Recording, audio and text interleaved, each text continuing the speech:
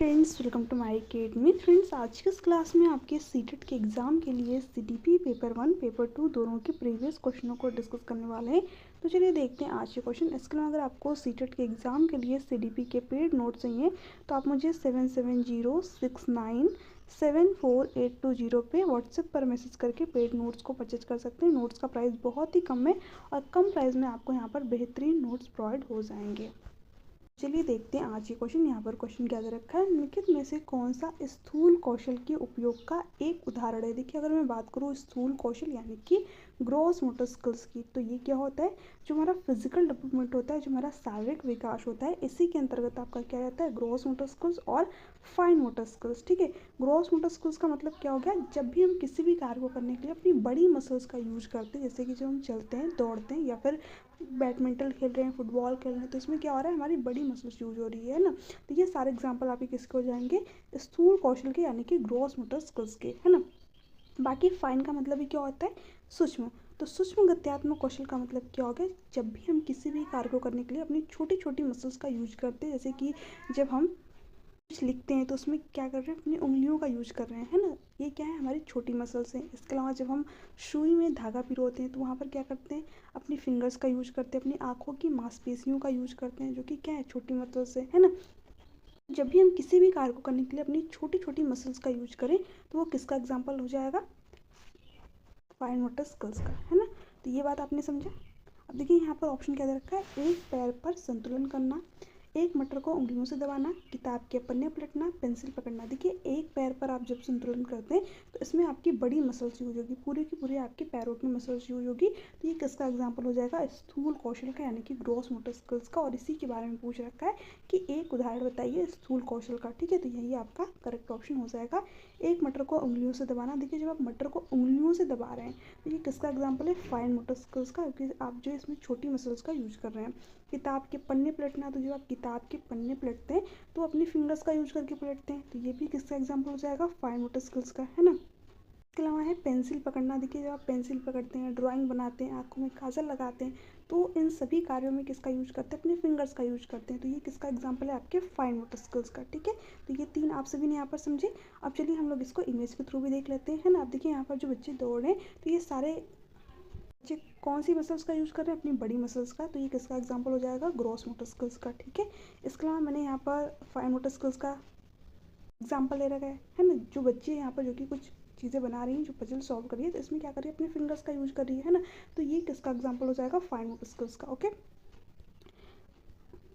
फिर next question है, विकासात्मक परिवर्तन किसका परिणाम है, यानी जो भी हमारे अंदर चेंज होते हैं, जो भी हमारे अंदर परिवर्तन होते हैं, वो किन कारणों से होते हैं। आनुवांशिकी और पर्यावरणीय परिस्थितियों का अनूठा संयोजन है। बिल्कुल सही बात है। देखिए, जो हमारा डेवलपमेंट होता है, जो हमारा विकास होता है, ये किसके कारण से होता है, या तो हमारी हेरिडिटी यानी कि हमारा आनुवांशिकता, जो कि हमें हमारे पेरेंट्स के थ्रू मिलती है, साथ ही साथ जिस भी हम इन्वायरमेंट में रहते हैं, इन्हीं दोनों का परिणाम क्या होता है, हमारा डेवलपमेंट होता है, हमारा विकास होता है। तो हमारे अंदर जितने भी चेंज आते हैं, जितने भी परिवर्तन आते हैं, वो इन्हीं दो रीज़न की वजह से आते हैं, या तो हमारी हेरिडिटी की वजह से या तो हमारे इन्वायरमेंट की वजह से। कि आप लोगों ने देखा होगा, बहुत सारे लोग ऐसे होते हैं जिनकी की हाइट बहुत छोटी होती है। ठीक है, तो उनको कह दिया जाता है कि अरे इनकी जो है हेरिडिटी ही ऐसी है, या फिर इनकी जो है आनुवंशिकता ही ऐसी है, इनकी फैमिली में सब छोटे ही हैं, है ना। तो वो जो प्रॉपर्टी है, जो हाइट हो गया हमारा, या फिर जो हमारी आँखों का कलर है, जो हमारे बालों का कलर है, ये सारी चीज़ कहाँ से संबंधित है, हमारी आनुवंशिकता से, हमारी हेरिडिटी से। ठीक है, इसके अलावा देखिए, जो हमारा रहन सहन होता है, जो हमारा बोल वचन होता है, जो हमारे बोलने का तरीका होता है, जो रहने के कौशल होते हैं, ये सारी चीज़ हम कहाँ से सीखते हैं, अपने इन्वायरमेंट से, अपने समाज से। ठीक है, आप जिस समाज में रहते हैं, जिस इन्वायरमेंट में रहते हैं, उसी तरीके का जो है आपका नेचर भी हो जाता है ना। तो इन्हीं दोनों का परिणाम क्या होता है, हमारा डेवलपमेंट होता है। बिल्कुल सही बात। तो फर्स्ट ऑप्शन आपका करेक्ट ऑप्शन हो जाएगा। किसी व्यक्ति का केवल आनुवंशिकी ढांचा होता है, जो भी उसके अंदर चेंज होते हैं, नहीं, उसमें जो है इन्वायरमेंट का भी रोल होता है, ओनली हेरिडिटी नहीं होगा। केवल सामाजिक सांस्कृतिक कारक नहीं, हेरिडिटी भी इंपॉर्टेंट होती है। ठीक है, दोनों इंपॉर्टेंट होते हैं, न तो वंशानुगत, न ही पर्यावरणीय कारक, फिर तो बच्चे का विकास ही नहीं होगा। ठीक है, क्योंकि इन्हीं दोनों फैक्टर की वजह से बच्चे का डेवलपमेंट होता है, विकास होता है। तो यहाँ पर आपका फर्स्ट ऑप्शन जो है करेक्ट ऑप्शन हो जाएगा। फिर आगे देखते हैं। ठीक है, यहाँ पर मैंने इन्वायरमेंट से रिलेटेड जितनी भी चीज़ें वो यहाँ पर लगा रखी है, कि जैसे जो बच्चे होते हैं अपने स्कूल से भी बहुत सारी चीज़ें सीखते हैं। ठीक है, तो इन्वायरमेंट और हेरिडिटी दोनों ही इंपॉर्टेंट होते हैं बच्चे के विकास में।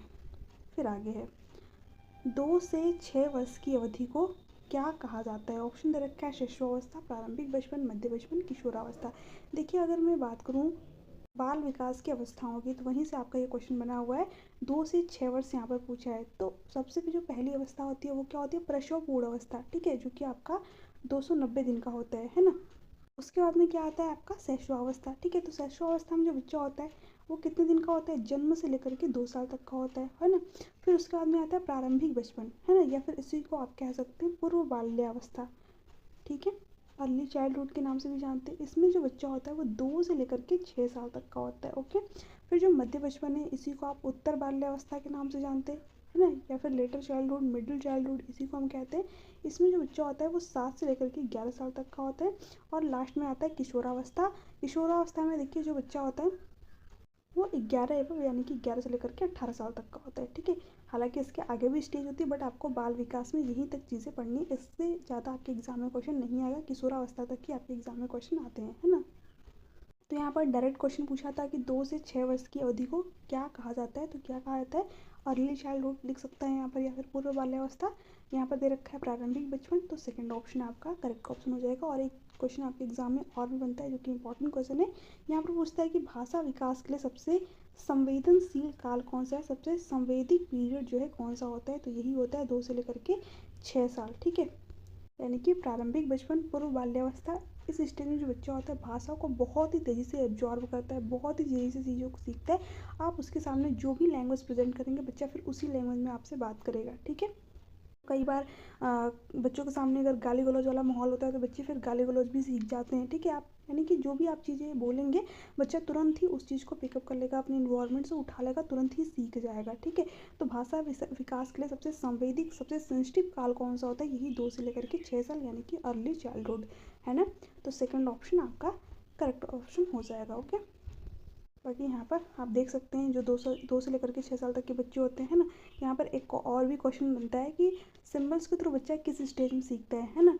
तो वो इसी स्टेज में सीखता है जब बच्चा 2 से लेकर के 6 साल तक का होता है। आपने देखा होगा A for apple, B for boy, ठीक है, इस तरीके से बच्चों को चीज़ें पढ़ाई जाती हैं। तो सिम्बल्स के थ्रू बच्चा जो है यहाँ पर चीज़ों को सीखता है। यहाँ से क्वेश्चन बनता है कि सिम्बोलिक एज किसे कहते हैं? तो वही अर्ली जो चाइल्डहुड होती है जब बच्चा 2 से लेकर के 6 साल तक का होता है, ठीक है। अब देखिए यहाँ पर क्वेश्चन क्या है? विकास के शीर्षगामी सिद्धांत में कहा गया है कि विकास किस प्रकार आगे बढ़ता है, ठीक है।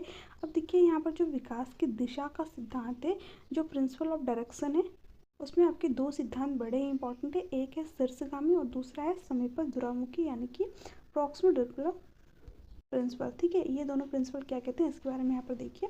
यहाँ से आपके एग्जाम में डायरेक्ट क्वेश्चन बनते हैं। देखिए जो शीर्षगामी सिद्धांत है इसका नाम ही है शीर्षगामी, यानी कि सिर से शुरू हो रहा है और पैर तक चल रहा है, ठीक है। जैसे कि आपने देखा होगा जो छोटे बच्चे होते हैं जो कि लगभग 1 से 1.5 मिनट तक के बच्चे होंगे, ठीक है। अगर जब भी आप उनको कभी उठाएंगे तो उनके सिर के पीछे से हल्का सा हाथ लगा करके उठाया जाता है। क्यों ऐसा क्यों किया जाता है? क्योंकि अभी बच्चे का सिर पे कंट्रोल नहीं होता है ना। बच्चे की जो मुंडी होती है किधर भी घूम जाती है ना। तो इसलिए उसके सिर के पीछे हल्का सा हाथ लगा करके ही बच्चे को उठाया जाता है, ठीक है। फिर बच्चे जैसे जैसे बड़ा होता चला जाता है, 5 से 6 महीने तक का होता है या फिर 1 साल तक का होता है, तो फिर उसके सिर के पीछे हाथ लगाने की जरूरत नहीं पड़ती। क्यों नहीं पड़ती? क्योंकि अब जो है बच्चे ने अपने सिर पे कंट्रोल करना सीख लिया है ना। जो शीर्षगामी सिद्धांत है वो यही कहता है कि सबसे पहले जो बच्चा होता है अपना सिर संभालना सीखता है, उसके बाद में अपनी भुजाओं को, फिर जो बाकी के अंग होते हैं उनको संभालना सीखता है, ठीक है। तो इसीलिए इस सिद्धांत का नाम क्या है? शीर्षगामी सिद्धांत, ठीक है, यानी कि सिर से पैर के अंगूठे की तरफ चल रहा है। दूसरा सिद्धांत क्या है? प्रॉक्सिमल डिस्टल प्रिंसिपल यानी कि समीपस्थ दूरामुखी सिद्धांत। वो क्या कहता है कि जो हमारा डेवलपमेंट होता है ये बॉडी के सेंटर से शुरू होता है, ठीक है, यानी कि केंद्र से शुरू हो रहा है और बाहरी भाग की तरफ चल रहा है। यानी कि हमारी बॉडी का सेंटर क्या होता है? स्पाइनल कॉर्ड, हमारे रीढ़ की हड्डी। तो यहाँ से हमारा डेवलपमेंट शुरू हो रहा है और उसके बाद में जो हमारा हृदय है उसका विकास हो रहा है, जो हमारी भुजाएं हैं उसका विकास हो रहा है, ठीक है। तो अगर आपसे पूछे कि केंद्र से छोरों की तरफ तब आप बताएंगे समीपस्थ दूरामुखी। अगर आपसे पूछे सिर से पैर की तरफ तब आप क्या बताएंगे? सेफलोकॉर्डल यानी कि शीर्षगामी, ठीक है। तो यहाँ पर क्या पूछा है? विकास के शीर्षगामी सिद्धांत में यानी कि सेफलोकॉर्डल के बारे में पूछ रखा है। तो ये क्या कहता है कि विकास जो है सिर से पैर की ओर होता है, ठीक है। तो फर्स्ट ऑप्शन करेक्ट है, पैर से सिर की ओर नहीं होता, उल्टा नहीं होता है, ठीक है। तो ये गलत है, केंद्र से छोरों तक। तो ये आपका हो जाएगा प्रॉक्सिमल डिस्टल प्रिंसिपल यानी कि समीपस्थ दूरामुखी सिद्धांत। बाहर से केंद्र की ओर नहीं होता है, केंद्र से छोरों की ओर होता है, ठीक है। तो ये दोनों सिद्धांत आपने यहाँ पर समझे। बाकी फर्स्ट ऑप्शन आपका यहाँ पर करेक्ट ऑप्शन हो जाएगा। फिर आगे देखते हैं, ये भी आपका यहाँ पर इंपॉर्टेंट क्वेश्चन है, ओके। अब देखिए यहाँ पर क्वेश्चन क्या है, अजेशन और रीजन वाला क्वेश्चन है। बच्चों का शारीरिक विकास महत्वपूर्ण है क्योंकि यह बच्चों के सामाजिक व संज्ञानात्मक विकास को प्रभावित करता है। बिल्कुल सही बात है। देखिए विकास के क्या होते हैं, कई सारे पक्ष होते हैं, कई सारे आयाम होते हैं। मैंने आप लोगों को पहले ही बता रखा है। विकास जो है कई पक्षों में होता है। हमारा फिजिकल डेवलपमेंट यानी कि शारीरिक विकास होता है, हमारा संज्ञानात्मक यानी कि कॉग्निटिव डेवलपमेंट होता है, हमारा सोशल डेवलपमेंट होता है यानी कि सामाजिक विकास होता है। इसके साथ साथ हमारा इमोशनल डेवलपमेंट यानी कि भावात्मक विकास या फिर संज्ञानात्मक विकास होता है। तो ये क्या होते हैं, विकास के पक्ष होते हैं। ठीक है, देखिए जो ये विकास के पक्ष हैं ये क्या होते हैं, आपस में इंटर रिलेटेड होते हैं यानी कि अंतः संबंधित होते हैं। एक पक्ष क्या करता है, दूसरे पक्ष को प्रभावित करता है। जैसे कि मान लीजिए जब कभी भी आपकी तबीयत वगैरह खराब होती है यानी कि आप शारीरिक रूप से सही नहीं होते हैं, ठीक है, अच्छा फील नहीं करते, तो उस समय जो आपका संज्ञान यानी कि जो दिमाग होता है वो भी सही से काम नहीं करता है। ठीक है, आप जो है समाज में भी सही तरीके से इंटरेक्ट नहीं कर पाते, संज्ञानात्मक रूप से भी आप अच्छा फील नहीं करते हैं। तो ये जो विकास के चारों पक्ष है ना, ये क्या है, आपस में संबंधित है। एक पक्ष क्या कर रहा है, बाकी के पक्षों को प्रभावित कर रहा है। ठीक है, तो यहाँ पर जो क्वेश्चन पूछ रखा है उसमें क्या दे रखा है कि बच्चों का शारीरिक विकास महत्वपूर्ण है। बिल्कुल सही बात है, क्योंकि यह बच्चों के सामाजिक और संज्ञानात्मक विकास को प्रभावित करता है, जैसे कि अभी मैंने आप लोगों को यहाँ पर बताया। तो जो कथन है, जो असर्शन है वो क्या है, यहाँ पर सही है। ठीक है, तो एक ऑप्शन तो आपका कट गया क्योंकि यहाँ पर दे रखा है ए और आर दोनों गलत है, तो ये ऑप्शन तो आपका होगा नहीं क्योंकि ए तो हमारा सही है। ठीक है, फिर रीज़न क्या है, बचपन में विकास के सभी आयाम एक दूसरे से जुड़े हुए हैं तथा एक दूसरे को बेहद प्रभावित करते हैं। बिल्कुल सही बात, ए और आर दोनों ही सही हैं और एक दूसरे की सही व्याख्या भी करते हैं। तो फर्स्ट ऑप्शन आपका करेक्ट है कि ए और आर दोनों सही हैं और जो ए की आर क्या करता है, सही व्याख्या करता है। ठीक है, तो फर्स्ट करेक्ट ऑप्शन हो जाएगा। फिर आगे देखते हैं नेक्स्ट क्वेश्चन क्या है। बाकी मैंने आपको यहाँ पर इमेज के थ्रू भी बता रखा है कि जो बच्चे का फिजिकल डेवलपमेंट होता है, जो बच्चे का शारीरिक विकास होता है, जिसके बारे में मैंने बताया, ग्रॉस मोटर स्किल्स और फाइन मोटर स्किल्स जो होती हैं वो इसी के अंतर्गत आ जाती हैं। ठीक है, ये क्या करते हैं, जो बाकी के पक्ष होते हैं, जो संज्ञानात्मक विकास होता है, जो सामाजिक विकास होता है, जो संज्ञानात्मक विकास होता है, उनको प्रभावित करता है। ठीक है, फिर आगे देखते हैं। देखिए ये जो क्वेश्चन है कहीं कहीं आपका जो अभी ये वाला क्वेश्चन आप लोगों ने देखा उससे ही रिलेट करके पूछा गया है। ठीक है, बच्चों के विकास के संबंध में निम्नलिखित में से कौन सा कथन सही है।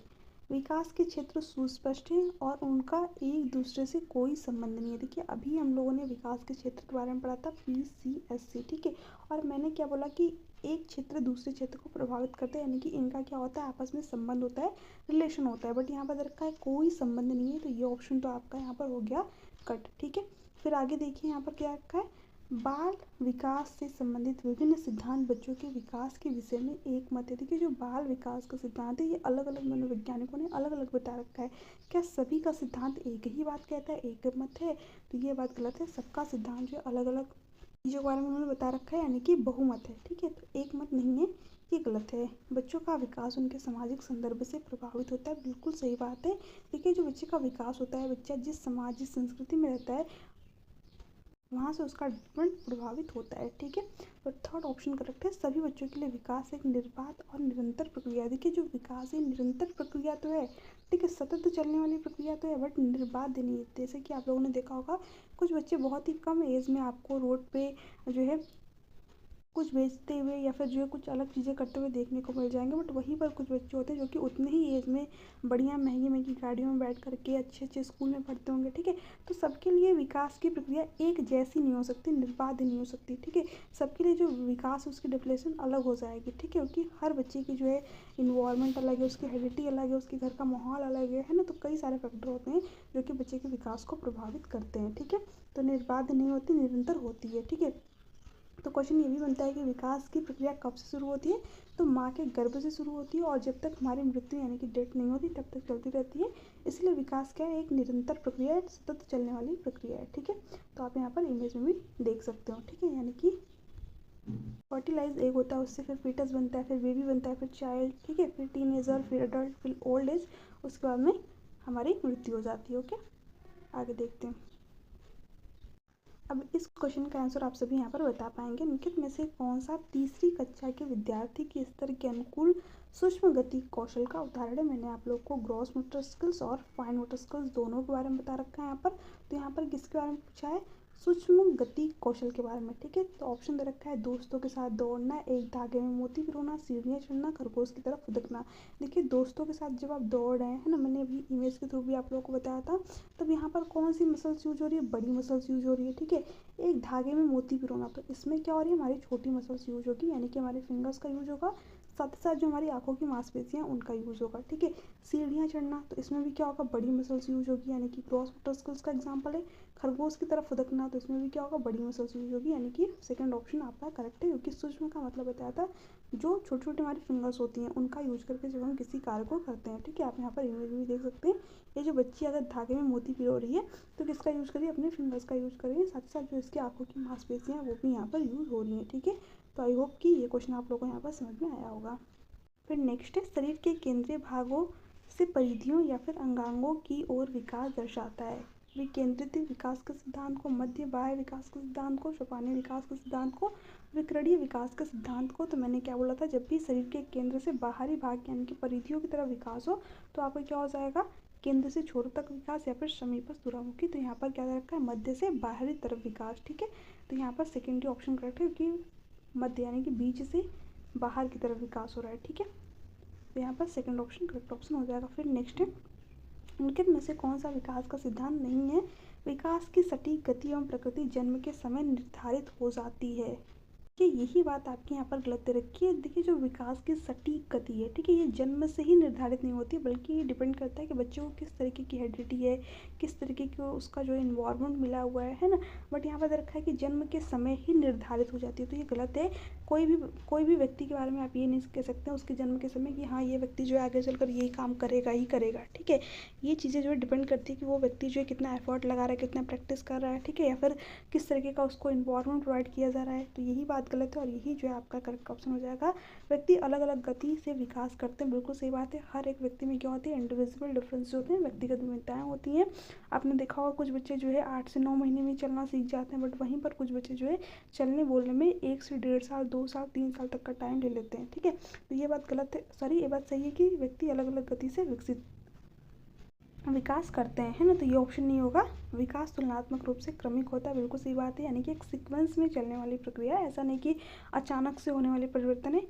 एक सीक्वेंस में, यानी कि सबसे पहले जो बच्चा होता है जब उसका जन्म होता है तो बच्चा क्या करता है, बैठना सीखता है, फिर रेंगना सीखता है, फिर खड़ा होना सीखता है, फिर चलना सीखता है, उसके बाद कहीं आकर के बच्चा दौड़ना सीखता है। तो विकास क्या होता है, क्रमिक यानी कि सीक्वेंस में चलने वाली प्रक्रिया है। तो ये भी बात सही है, तो ये भी ऑप्शन नहीं होगा। विकास समय के साथ धीरे धीरे घटित होता है। अब देखिए ऐसा नहीं कि आज ही बच्चे का जन्म हुआ और आज ही बच्चा चलना शुरू कर दिया, नहीं।